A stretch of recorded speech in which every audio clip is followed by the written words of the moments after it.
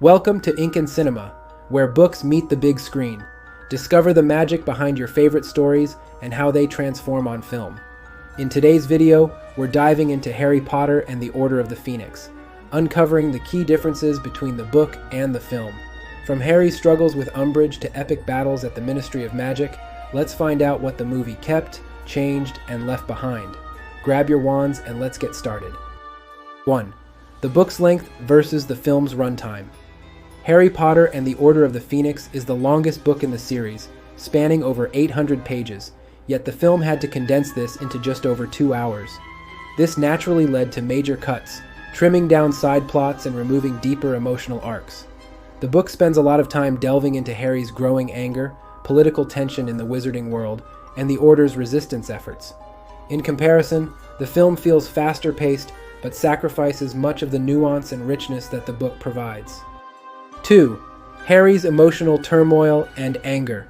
The book portrays Harry as deeply angry and isolated after witnessing Cedric Diggory's death and Voldemort's return. He feels abandoned by Dumbledore, ignored by the adults around him, and misunderstood by his peers. His outbursts, internal struggles, and emotional rants are frequent, making him a more conflicted and realistic character. In the film, Harry's anger is toned down significantly. While the film touches on his frustration, it doesn't capture the depth of his emotional suffering, making him appear calmer and more composed than he is in the book. 3. The visit to St. Mungo's Hospital. The book includes a significant chapter where Harry and his friends visit St. Mungo's Hospital for magical maladies and injuries. Here, they meet Neville Longbottom's parents, who were tortured into madness by Bellatrix Lestrange. This scene is powerful and emotional, as it reveals the tragic backstory of Neville's family and deepens the reader's understanding of his character. In the film, this subplot is completely omitted, and the audience loses this crucial insight into Neville's quiet strength and struggles. 4. Percy Weasley's defection from the family. In the book, Percy Weasley sides with the Ministry of Magic and has a bitter falling out with his family. He refuses to believe that Voldemort has returned and turns his back on the Weasleys, particularly Arthur and Molly. This subplot highlights the growing divide in the wizarding world and adds emotional tension to the Weasley family dynamic. The film removes Percy's role completely, leaving out this storyline and its impact on the family. 5. Mrs. Weasley's boggart and her fear for her family. In the book, there's an emotional moment at Grimmauld Place where Mrs. Weasley faces a boggart. The boggart transforms into the lifeless bodies of her family members, one after another, revealing her deepest fear, the death of her loved ones in the looming war. This scene is heart-wrenching, as it underscores the toll the rise of Voldemort is taking on even the strongest of families. It also humanizes Molly, showing her vulnerability beneath her usual warmth and strength. The film completely omits this moment, missing an opportunity to deepen Molly's character and foreshadow the dangers to come.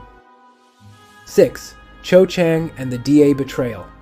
In the book, it's Marietta Edgecombe, Cho Chang's friend, who betrays Dumbledore's army to Dolores Umbridge. Cho herself remains loyal to Harry, though their relationship becomes strained due to her grief over Cedric. In the film, Cho is blamed for the betrayal after being tricked with Veritaserum, which unnecessarily paints her in a negative light and alters her character arc. This change simplifies the storyline, but removes the emotional complexity of Harry and Cho's relationship. 7. Kreacher's role in Sirius's death. In the book, Kreacher, the Black family's house elf, plays a critical role in the events leading to Sirius Black's death. He betrays Sirius by lying to Harry and communicating with Bellatrix Lestrange, ultimately luring Harry to the Department of Mysteries. The film significantly reduces Kreacher's role, portraying him as a background character with little explanation of his betrayal. By minimizing his part in Sirius's death, the film misses an opportunity to highlight Kreacher's complexity and loyalty to the Black family. 8. The Department of Mysteries battle. The book's climax at the Department of Mysteries is far more detailed and action-packed. Harry and his friends fight the Death Eaters in multiple rooms, including the Brain Room, the Time Room, and the Hall of Prophecy. Each character has moments to shine as they face unique magical challenges. The film condenses the battle into a single room, cutting out the intricate, chaotic action described in the book. While still thrilling, the film version feels less epic and intense. 9. Sirius's death and Harry's grief. In the book, Sirius Black's death is a slow and devastating moment. Harry initially refuses to believe that Sirius is gone, frantically searching for ways to bring him back. His grief is raw, overwhelming, and heartbreaking.